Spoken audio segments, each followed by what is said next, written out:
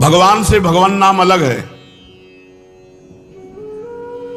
लेकिन भगवान नाम से भगवान अलग नहीं है। जैसे हम बोले राम, तो राम का नाम अलग हुआ और राम जी अलग हुए, लेकिन राम नाम से राम जी अलग नहीं हो सकते।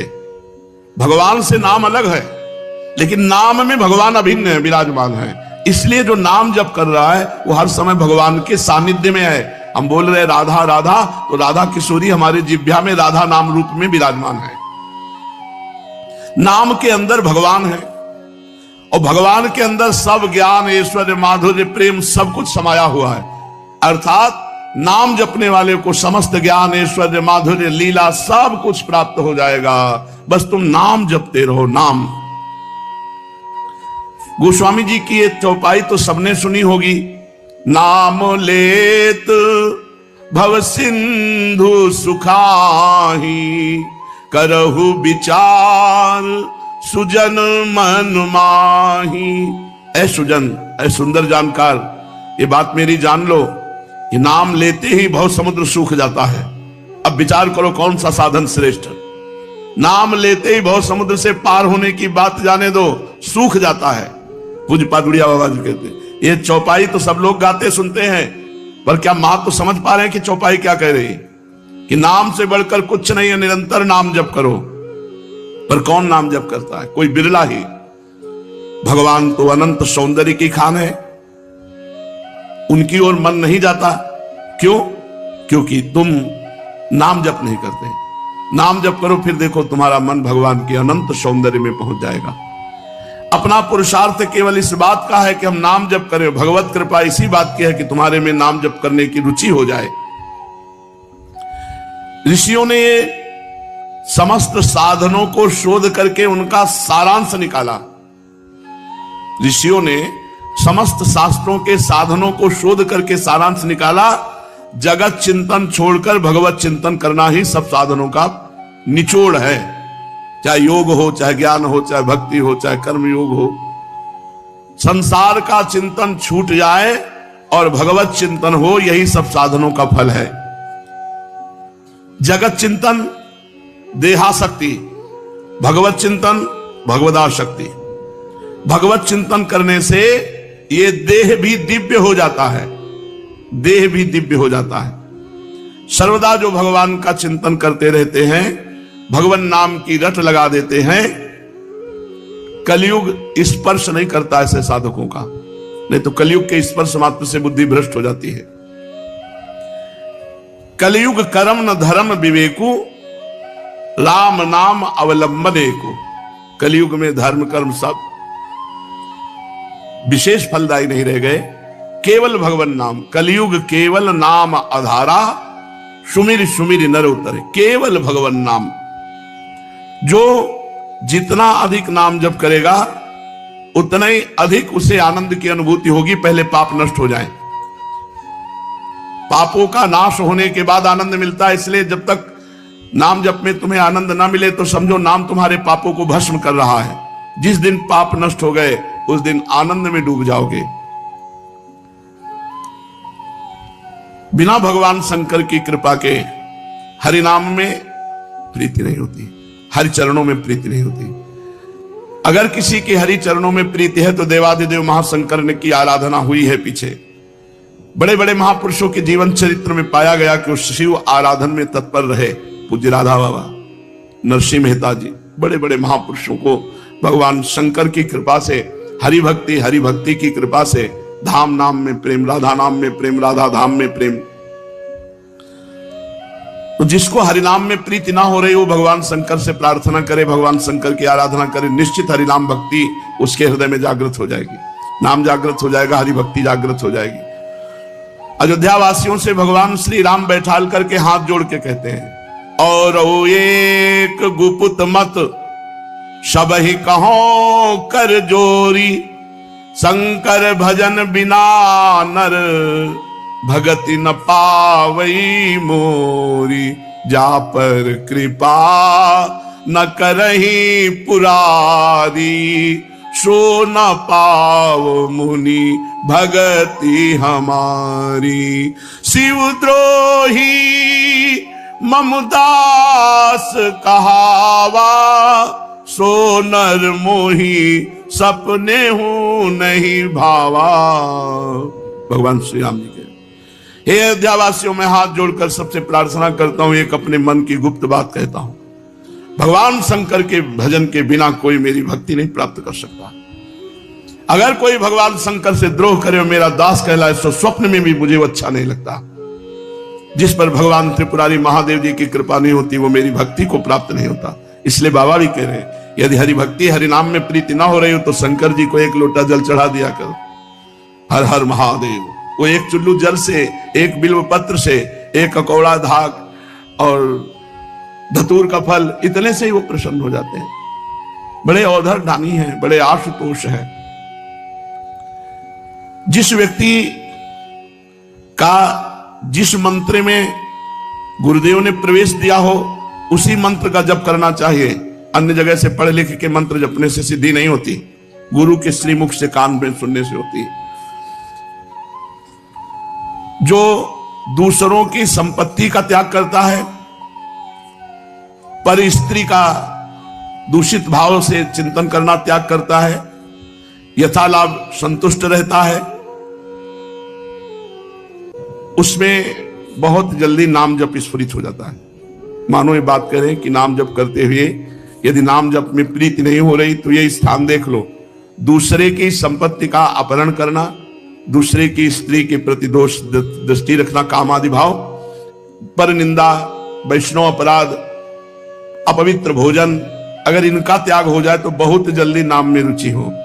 यही जहां दोष हो जाते हैं तो भजन फिर रुचि नहीं रह जाती। तो भजन ऐसे जैसे सूर्य तो है पर कोहरा ढक गया, प्रकाश नहीं हो रहा, तो फिर भजन का प्रकाश नहीं होता।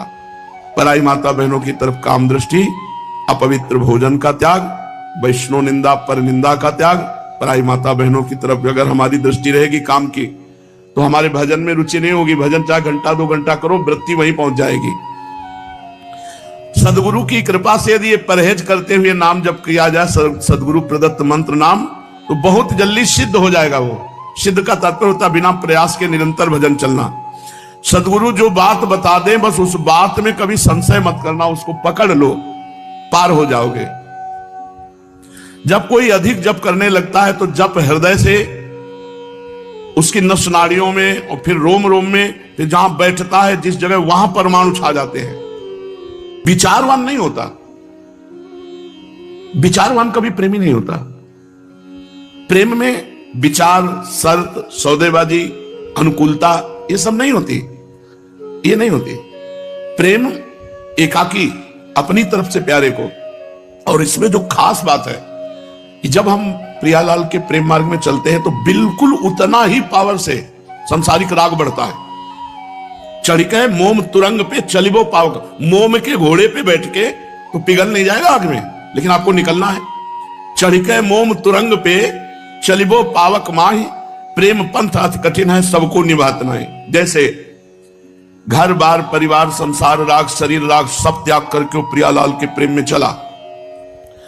अब अगर उसे प्रेम होगा तो वैसे ही प्रेम होगा जैसे प्रियालाल से, पक्का। वो जी नहीं सकता उसके बिना। चक्रवर्ती सम्राट पद त्यागा, राजा का वैभव कितना होता है। भरत जी महाराज ऋषभदेव भगवान के पुत्र है, अपनी सुंदर रानियां त्यागी, अपने पुत्र त्यागे, सब सुख त्यागा, गंडकी नदी के किनारे एकांत में भगवान का वो चिंतन कर रहे हैं जो अत्यंत दुर्लभ है। भागवत में पढ़ के देख लो, उनको ये भी शुद्धि नहीं रहती कि अगला पूजन में क्या करना है। भगवान की रूप माधुरी में ऐसे बिल्कुल ये ना समझे कि हम ऊंचाई पे चढ़ रहे हैं तो विपक्ष ऊंचाई पे नहीं चढ़ रहा, आपके साथ ही राग भी बढ़ रहा है। अब वो राग कहीं फंसने ना पावे और सीधा मोड़ हो जाए प्रिया प्रीतम को, तो वो है। नहीं तो अगर वो राग हिरन में हो गया तो महाराज जानते हो कैसे, जैसे गोपी जन विरह में नहीं वर्णन करती, अब एक साधक से चर्चा हो रही। हे चंद्रदेव, तुम्हें जो हिरन का चिन्ह दिखाई दे रहा है तुम अत्यंत सौभाग्यशाली हो।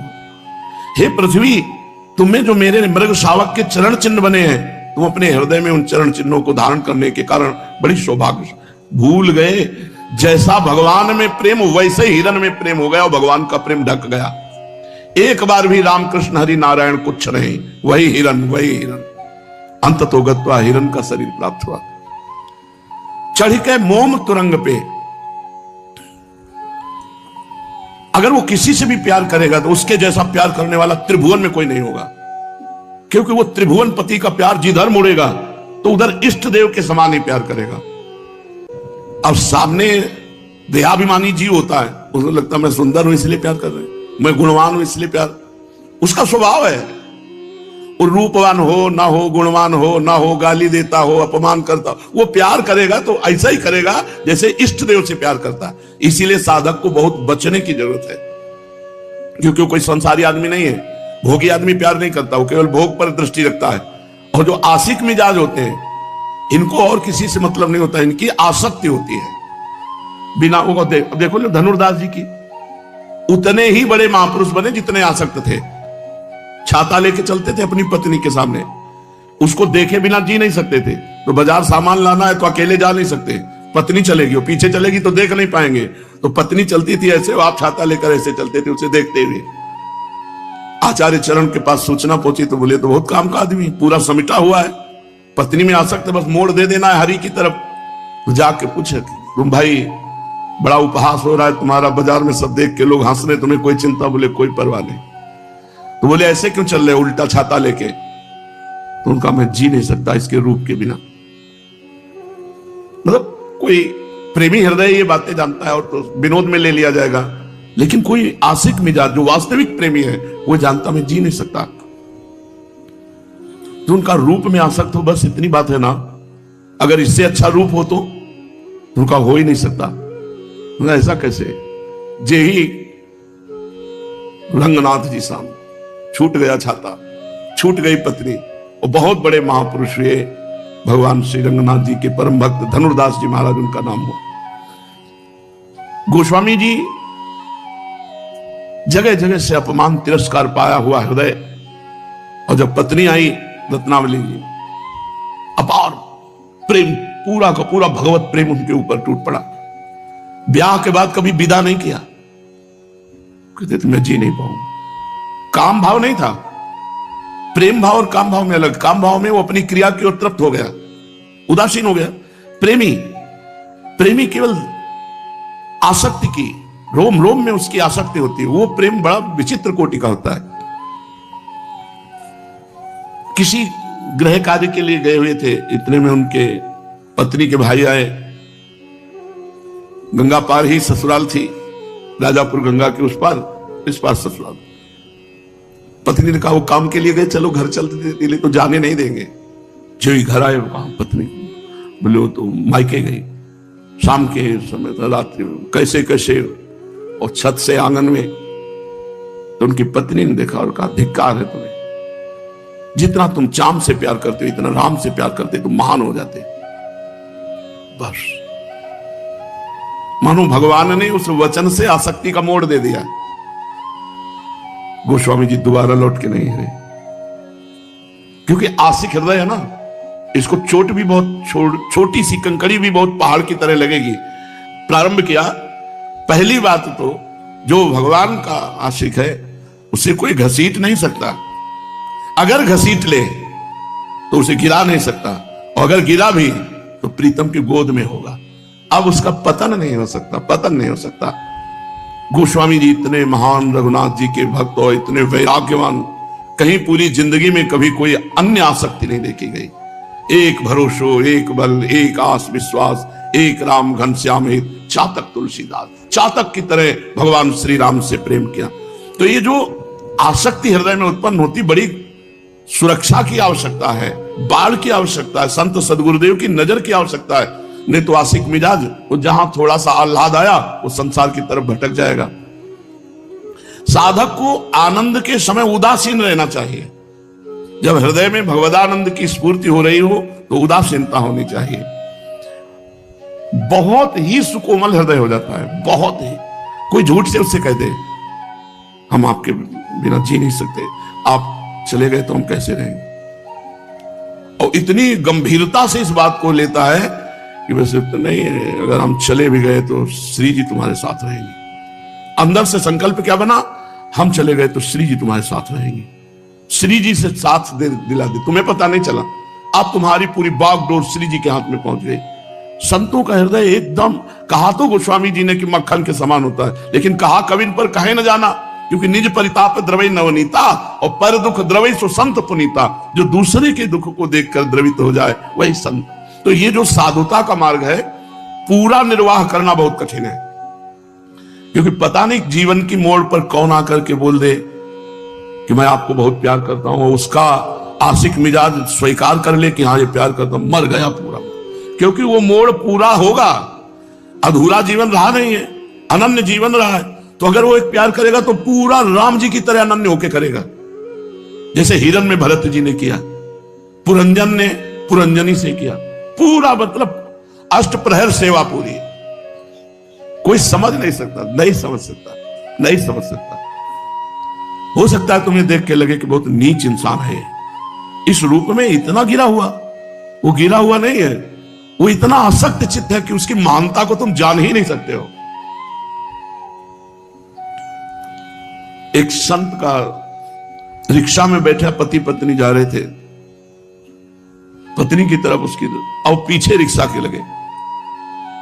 पति धार्मिक प्रवृत्ति का था, वो बिल्कुल ऐसे जैसे बछड़ा गाय के पीछे लगा हो।